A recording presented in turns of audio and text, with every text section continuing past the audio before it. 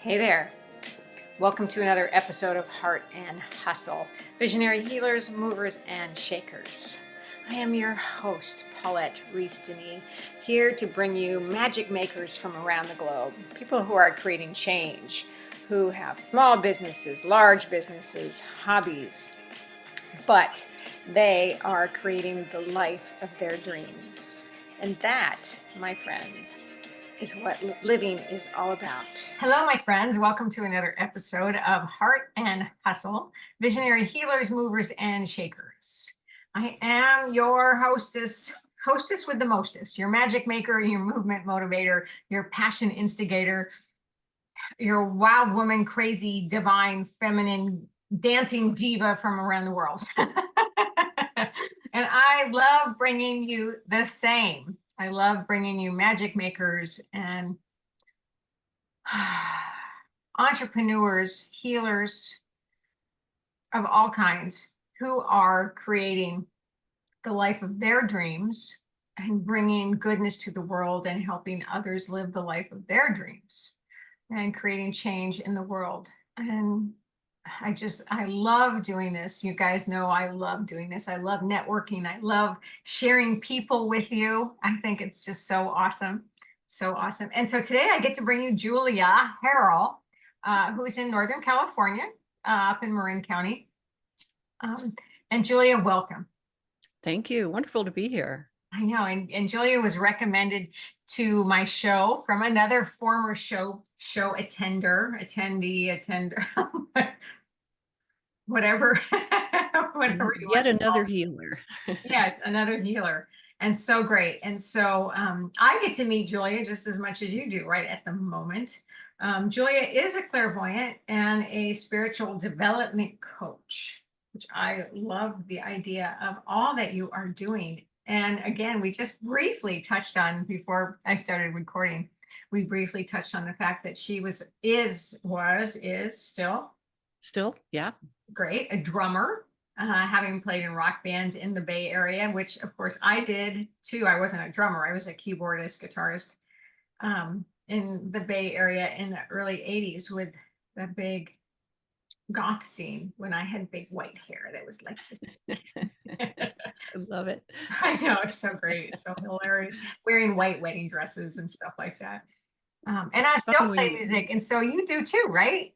It's fun when you're in music and you're very creative, and you could do that with your outfits and movement on stage and all of that. It's all kinds of levels of creativity. I love that listening in, and as a drummer, when you see people dance, that's the highest compliment. Yeah. Oh, well, I mean, yeah, live music and dancing. Yeah. Can't get enough of that for sure. So anyway, you're still drumming? Yeah. I don't think there is such a thing as a former musician, is there? Well, I know some people who have given it up, but yeah. Yeah. No, I don't play as much as I used to these days. I play with like a Caribbean band, which I love. I do some socials stuff, if it's fun and validating.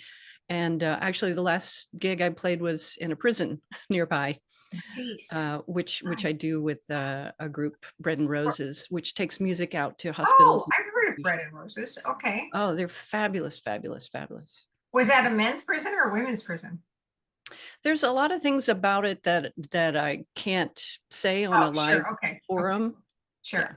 Cool. Well, that's beautiful. I'm actually playing a gig this coming weekend for the homeless here in Palm Springs at a church, and it'll be Christmas. So by the time you guys are seeing this podcast, it'll be after Christmas. But I'm playing Christmas carols and stuff for the homeless while they eat and shop and. Oh, I've done that with a friend of mine for years. I haven't the last few years, but we would play for a local place. They feed everybody, and some people come in and there's gifts and stuff. And it's, to me, the penultimate reason for the season, people coming together and people offering us, I've got 2 of these. Do you want one? It's really the spirit of the season in Yeah, full and I bloom. mean, music's so much. It's always been a big part of my life. Feeds me, feeds my heart and soul. Also, because I've been a dancer, it also feeds my body. But it brings so much to so many people. Yeah. You just Well, the thing for you and I too, as a healer at the core, and you also strike me as very much a teacher. Whatever you enjoy, you're probably going to want to teach it, right? If I may be a little clairvoyant. Oh yeah, I've been a teacher for a long time. But I mean, with the healer part, it doesn't have to be opening an office, putting up a shingle and saying, I have to put my hands on people and give a healing every day. Music is healing, cooking for people is healing. There's all kinds of ways, creating beautiful pieces of art for jewelry. It can be healing. There's just Sharing, sharing, right? any number of ways of use, like as a healer, you share whatever you enjoy doing. Yeah. Oh, so good. So good. Oh, wish everyone could step into that place. There's So, a lot of healers here don't that are I think I might have mentioned in the email, it's like all healers on deck right now. Just seems like there's a lot of transformation going on for all of us, and those more spiritually tuned in to the subtle layers. mm, We're getting pushed more and more towards our purpose. You probably see this in your clients as well. oh And yeah. then the stuff that comes up first is the kind of purging so you can be at that level. If there's any, oh, I'm not enough. Oh, I need to get a degree first. Oh, my family doesn't do that.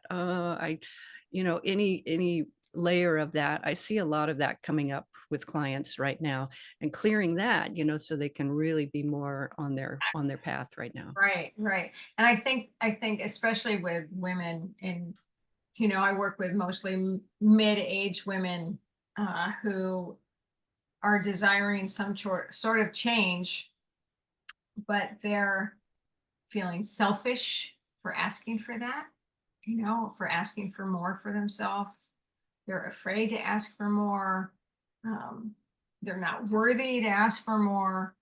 I mean, there's so many different levels of excuses and uh, things that have been ingrained in us from whatever. And it's like, just gotta ask for what you want and you deserve to have this. And it's not selfish. I mean, selfish is not a bad word. I guess we should look at it that way, right? Selfish is asking for what you need so that you can move forward and contribute and survive. And Yes, to me, all of that, and 100%. Yeah, to me, a lot of that goes right back to are you on your path? And the path being your purpose. What are your innate gifts to give? And why would you hold those back from yes, people? yes. And so as things come up that are limits to that, um, I, I need to take care of people instead of having something for myself. Well, that person's probably a natural healer. They love caretaking. Maybe there's a way to do it in balance there, but also letting go of any limiting beliefs that are out of date, out of time. Maybe they're picked up from ancestors. Oh, my grandmother did this, so my mom did this, so I guess I have to do this. I want to do that, but I guess I have to do this. Mhm, Anytime mhm. that's supposed to is in there, it's a program of some sort, which means it can be changed. It can be Yes. transmuted. So tell me, or tell us, all of us out here, a little bit about your transition into how you got to what you're doing now. Sure. Yeah. I grew up in the South, very highly sensitive before that was a term.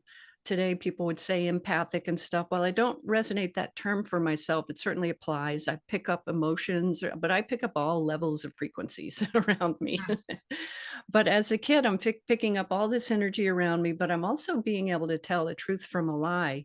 And I was really confused by what I was picking up when Mhm. someone would politely say something, but they meant something 180. So it was very confusing. I felt very out of place. I felt really sensitive to be around certain groups and like I don't fit in. And I stayed outside a lot of my life, just probably because I was picking up so much noise, internal noise, that I didn't know what it was. And I remember thinking at the time, there's no one in my circles here to communicate on a level that I want to communicate. Now I have a whole community of like-minded souls, which is beautiful. But I think overall I felt out of place and I turned myself way down thinking, okay, if I'm picking up emotions around me And that's a problem. And people are saying you need to toughen up. And basically, I was hearing the message, I have this problem, quote, that needs to be overcome. And I'm looking at it going, I guess I'm broken. I didn't Mm. know I was broken, but they're telling me I'm broken. I'm certainly picking up a lot of energy, and this is a problem, and that was a big part of growing up. There was no language for it today.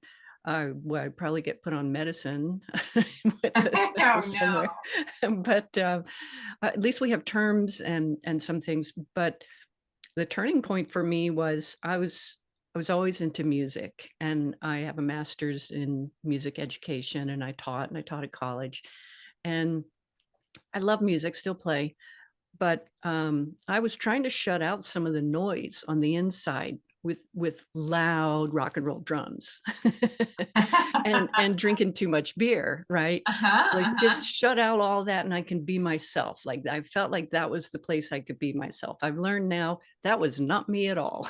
That was shutting stuff out.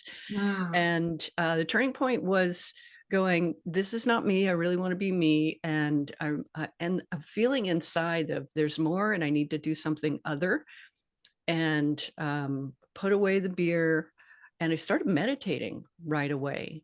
I did a meditation practice for about 6, 7 years first, of meditation as a service to humanity.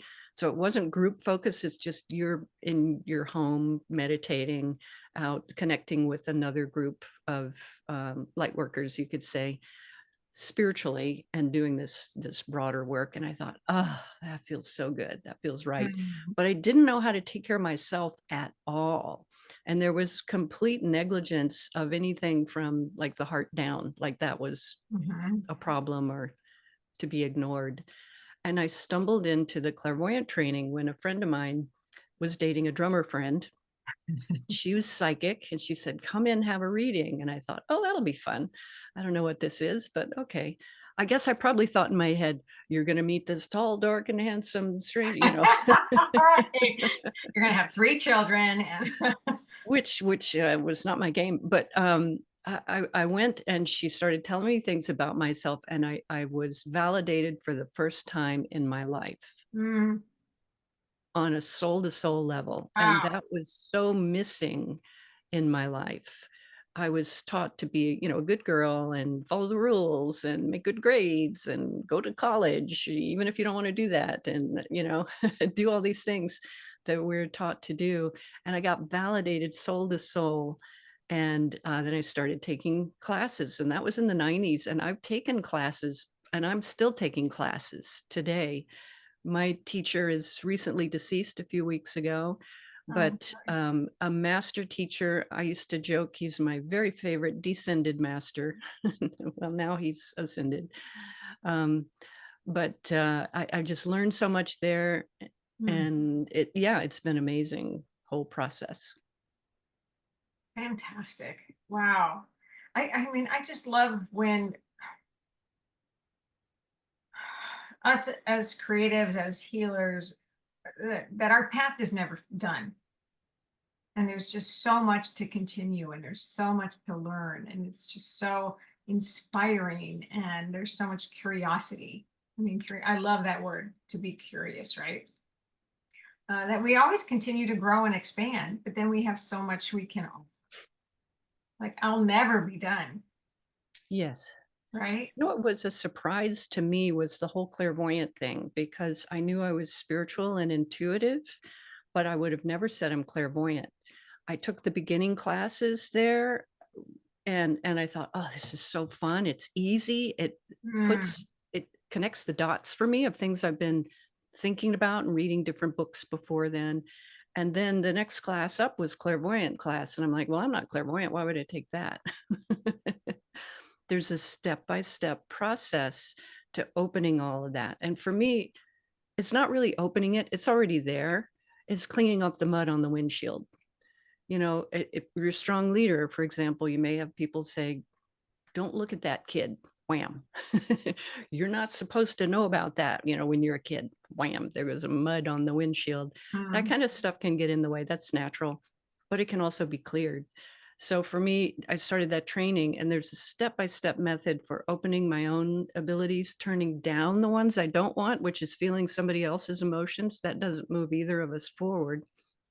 But I learned to turn down that part of me while opening the part that can help them to see and know truth. Wow, that's awesome. And don't you think we actually all have that skill, but we've shut it all down completely? I think we do have it all. It's all built in like a heart and lungs. It's standard operating equipment, comes with the Standard with operating equipment. comes with the package. Love it. But don't you think, Paulette, this is where people probably are coming to you right now too, of wanting to be more purpose driven, Yes. and that there's another level, another layer to my life, that That they're yes, trying to that get they to. know there's something else. They know Yes. that they don't know how to get there, they don't know how to find it, or maybe they have the inspiration in them, but they don't know what to do next. Yes. And I've been actually working on that day by day these last couple days because I'm working on a new project. So I'm writing all about this exact thing. Ooh, perfect. Perfect Yeah, timing. yeah. So good. Okay, so what now I always love to dive into self-care. And what do you do for yourself? Daily, weekly, monthly. Lots of chocolate. Oh, whoops, that was did I say that in my Amen. outside did I say that in my outside voice? Yes, you did. Actually, self-care for healers is totally my wheelhouse. That's what I love helping people most with, other healers, helpers, whether they know that's what they are or not, helping them to stay tuned up so they can keep doing what they're doing. I had a healthcare professional come in recently, and she said, I walk in the room, I know what's happening with the patient, but I can also feel it. And if they're in pain and you're feeling pain, that's not sustainable. Mm, You're very good at that work, wants to keep doing, but feeling limited just by being aware. And so there's ways of, I would say the first couple things that can help people is being grounded. There's everybody talking about grounded. There's grounding for different purposes. If you're doing qigong, the grounding may be bringing energy in or out. People do different things for clairvoyant work. It's having a big grounding cord like a tube or a tree trunk or something under us that's releasing energy that's not ours. If we're a tuned in spiritual seeker and we're maybe accidentally picking up energy around us, like that person's worried. I can tell you that person's worried. I haven't met them yet. They're standing 12 feet away from me, but I know that person's worried. It's vibrating like a string. It's mm, the mechanics of it. And now it's vibrating in my space. Now I have worry energy vibrating here. Our natural thought is, I'm worried, but I'm actually matching the worry energy in the room. So then if we try to solve the worry, it's not ours to solve. mhm. So I mean, there's a ton So of then what do you technique. do? There's a ton of technique here, but I would say the first thing to start, and it's practice, isn't it? It's like Mhm. everything. You can't just plug in a gadget or take a pill and go, okay, I'm spiritual. I'm going to Yeah. check that off the list. And now I'm going to go, Yeah. climb a mountain or something on my list. I'm gonna go Um, climb a mountain. Yeah. Okay. like a grounding cord to start with you can just see the energy flow down. I used this recently. I was at the memorial for my teacher and I'm like, oh, I'm gotta really use my tools, and I got a box Kleenex. Right. um, and I would just see like a big grounding cord in the middle of the room. So we do some geometry with it too, but I'll start with a grounding cord in the middle of the room, and I'm just watching everybody's grief energy go down there. It's Mm, great, have your own grief, that's wonderful, but I don't need to feel 200 people's grief. right. So giving a space for that energy to go, and you just see it flowing down. It was Mhm. also interesting too, because it was going around the room like a wave at a football game, where people do Mm, their arms up. It was kind of right. like there would be there would be waves going by. I'm like, oh wow, I've never seen that. That's new. But having a container, a space for that energy to flow, and then having a separate grounding cord underneath me for my own energy Mhm. and old energy, things I'm finished with, or a client I was working with earlier, it, I can wake up in the morning and I'll see somebody's face right there. And, oh, that's my 10 o'clock. Okay. And, there's tools okay, of course they're curious, they're excited. I'll just move them outside of my aura.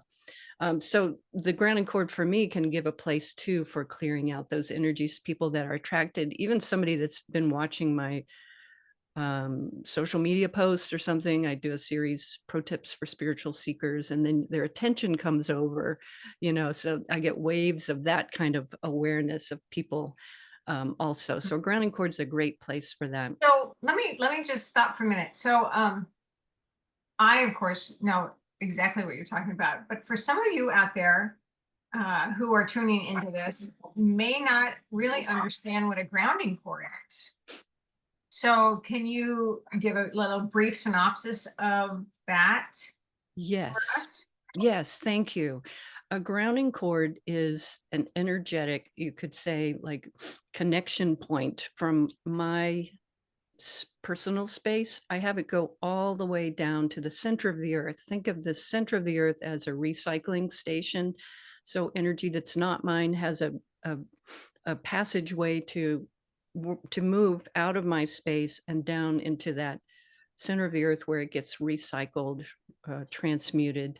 A visualization that's common is for some people, they feel very comfortable with the visualization of being on a tree trunk, for Mm, example, and the roots go all the way down, like past we're on the mantle, and the crust, the mantle, the core, to the very, very center.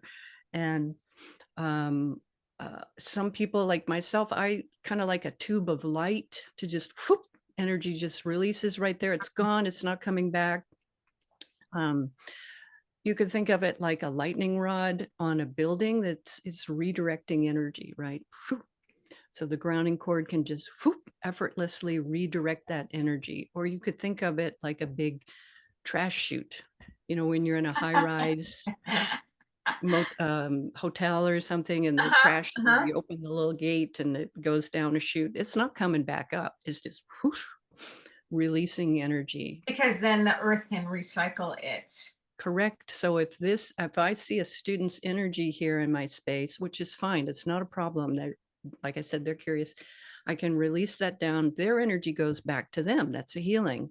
My energy comes back to me. Yeah. Okay, good. I hope that makes sense, everybody. So, and I tend to visualize that grounding cord from my own body out through, my lower chakra, or my feet down into the earth too. I mean, there's a lot of ways to visualize that, right? Um, Yeah, we use different techniques with that. Like I said, that a qigong master may do things for a different purpose. mm, Each may have a different purpose. So this comes from clairvoyant training, clear seeing, clairvoyant, or psychic, you could say, of the soul. mm, Everybody's got a soul. We're here breathing. It's not out in space. That's who's driving the body, personality. And that's a big thing about this training too. It's really putting that higher self more in the driver's seat versus being the body, personality, and aspiring to something. Be that higher self in the body, like putting a glove on, mhm, being mhm. the higher self, really owning the body. That's another critical part of it. But for psychic training of the soul, yeah, it's putting that higher self more and more in charge. Oh, I love that. I love that. I had a client the other day said, I don't have a higher self. It's like, okay, we have to work around that. We have to work with that. But There's a lot of channels out here in YouTube land on near-death experiences, right? A common story is a person says, I am on a gurney, I'm being drawn into surgery. They're identifying I is the body on the gurney. Next thing they know, I am on the ceiling looking down at mm, the body. mm, They're two distinct, separate spaces. The I is total awareness on the ceiling, but they're looking at the body and they're going, the body is not me. I'm on the ceiling. So this is and with the I on the ceiling removed from the body may not be breathing right then, right? So you definitely have a spirit and soul. It's the very life breath. Mhm. So to this style of training, then it's being more that me on the ceiling that's actively driving the body personality on a day-to-day basis. Definitely a practice, definitely. Mhm. So, okay, so what's next for Julia? Whew, I started writing a book. Oh, yay. And what's it about? I can imagine Yeah, that. I have a little how to read this. So working title as of today, Sensitivity as a Strength, Your Path to Spiritual Awakening. The core message of the book is that having sensitivities to others is not a liability or a sentence to a lonely life spent in avoidance or holding back. It's a new door opening to your purpose and a guiding light to a powerful, thriving life. Oh, So I'm working on that. January brings in lots of classes, new classes for the new year. I have my advanced class goes in segments, and the next advanced class starts in second week of January. And they're really working on healing. It's called Practical Healing, bringing your spiritual tools to life. So they take the prerequisites. You were talking about running energy and grounding. We have a way of grounding, and then we bring in earth and cosmic energy in a way to optimize your abilities to see and know truth. That's really mm, what it's about. It's not telling somebody's fortune um, or future forecasting. It's to see and know truth. If you want to know, should I date that person? Should I take this job? What do I do with my life? Why is my child having communication? You get those answers, directly from source here. But the and advanced so class, are these classes, are they online? Are they in person or both? Zoom, Or Zoom. Zoom? I'm telling you, right? What did we It's do before I Zoom? love being in person, and I've got a mock-up going for more retreats and working with retreats. I love doing that every time I've had a chance to do that. But it really offers people in multiple time zones to get together and see like-minded souls. Yes. And you got your eyes closed in meditation. I read people across the globe on Zoom every day, Mm. readings and healings. It's the same as being in body. If I were in body, I could maybe do a little hands-on if they want, but it's really spirit to spirit communication. So it works just fine for this training. Okay, so back to the question I asked you earlier. What do you do for yourself? Like when you do that kind of work, I know how if you're not grounded, how it can really drain you to work with other people's energy like that. So how do you stay present? How do you stay alive? Yeah, so I gave the first part of that grounding. I'd say Mhm. another part of that is where my awareness sits. So, like when I've finished giving readings and healings and teaching, I am invigorated. It's Mhm. Mhm. awesome. But your awareness, if the awareness, like that higher self on the ceiling in the earlier example, if that Mhm. Huh? awareness is in front of me, I'm going to feel maybe my students' problems or questions or things like that. Then I'm going to start going downhill. If I bring my awareness back, this is owning that higher self, being more in the driver's seat, of being kind of between the ears, up and back a little bit. There's a real sweet spot for owning your space, owning your answers, and then grounding out other people's energies. Other tools we learn are you can adjust certain chakras so you're not, for example, picking up too much on a feeling nature. Because, for example, if I walk in a room, maybe with a man I can start to sense that man 20 feet away is angry. How do I know that? Because I'm starting to feel angry. And again, that's like a string vibrating, and a string nearby would resonate with it. So it's not a personality problem. It's a spirit, it's on the consciousness level. It Mhm. registers in the emotions because it's in the second chakra below the navel is where that ability is located. So we learn to really have command and control over that Mm, space mhm. through exercises. And it takes time. You want to learn an instrument, you got to practice. You can't just Right. take one weekend workshop and say, now I'm a piano player. Right. Yeah. Well, and I know, I mean, talking with lots of empaths who pick up so much of that and they don't know how to work with it. And then, they can't even go out. They can't leave their house because Yes. they get inundated with everybody else's energy. And I mean, there was a time when I I was a massage therapist for a long time, and Yeah, I'm clairsentient. I would pick up things by touching people, and he's like, exactly. how do you work with that? That's often the first ability that we're aware of to really wake up. And this is the bigger curve of the spiral. To zoom out is more of where humanity is going right now, of a Mm, time of really waking up to who we authentically are, what's your purpose, and to waking up some of our abilities, not to read people's fortunes, but to get our own answers, and maybe working with other mhm. people.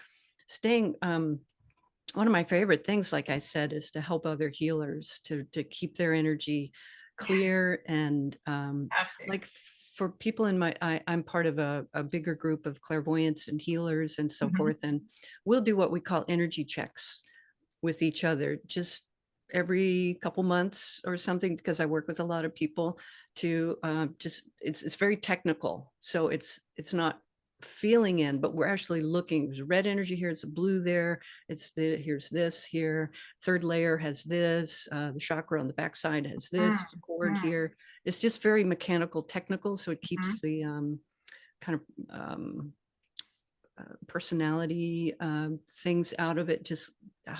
Just like a physical therapist would help somebody stay tuned up, move that muscle this way, and Mhm. then rotate it back there. And it's very Stay much tuned like up. that. Stay tuned up. I love Yeah, it. because we really need all healers on deck right now, don't you think? Oh, yes, absolutely. And I think everybody needs to step into that space for themselves as well, Yes, and shifting mindset and becoming more aware and stepping into gratitude and everybody's own empowerment, that's a especially big the women, one. I especially the love I love that you said gratitude, because if one were to say, I feel really down and out, I think there's more to me, but I'm just so down and out. I don't know how to get out of this, feeling Mhm. really in the dumps. Gratitude, like what you just said.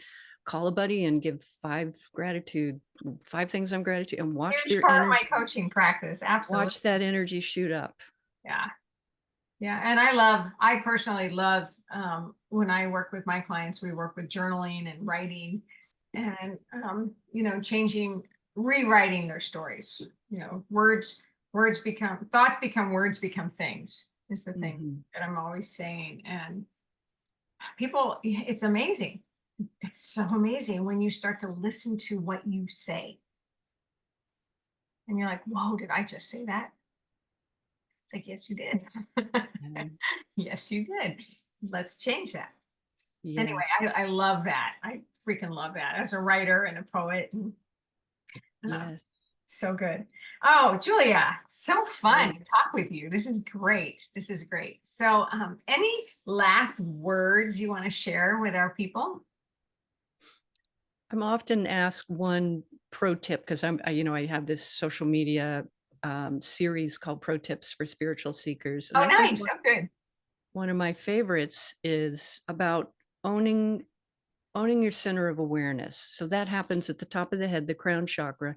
The function of that is to, well, it sets the energy for the whole rest of you. So if you can even just tap on your crown and own it, like at your own vibration, or see it as your own color each day, own that for yourself. That teacher be able to guide me, but they don't necessarily have my answers. That minister may be able to minister to me, but they don't necessarily have my answers, that I can really tune in care to get my own answers. So careful not to give away our center of knowingness to the partner, the boss, the priest, minister, leader, teacher, whatever.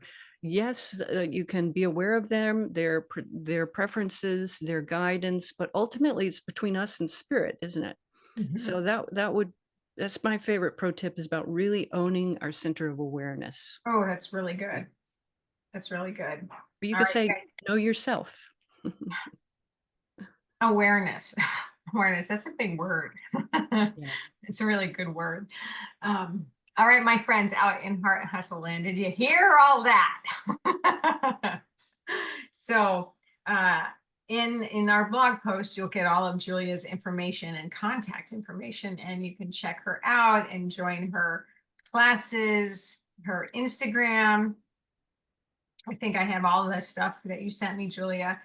There's And a free class on the website if anybody wants great. it. Oh, great. Free class on the website. Love that. Especially for sensitives, they can just start right away and shift your energy in a few minutes. Fantastic. Fantastic. Julia, thank you. I'm so glad we just like jumped into this. Paulette, thank you so much for inviting me. It's just a delight. Oh, so good. So good. And I know we could like carry this conversation on for a long time. But thank you for taking time out of your day to be with me and to share what you do and your passion and your heart and your spirit and ideas for healing with all of us and for all of you out there in Heart and Hustle Land. I'm always grateful to have you as part of my growing global community, into stepping into your power, into your divinity, into your healing, into your curiosity, into your expansion and growth, which is what we are all here to live and feel good and live life to the fullest and be the fullest that you can be. And I'm so glad you're here. And until we meet again, many blessings. Thank you.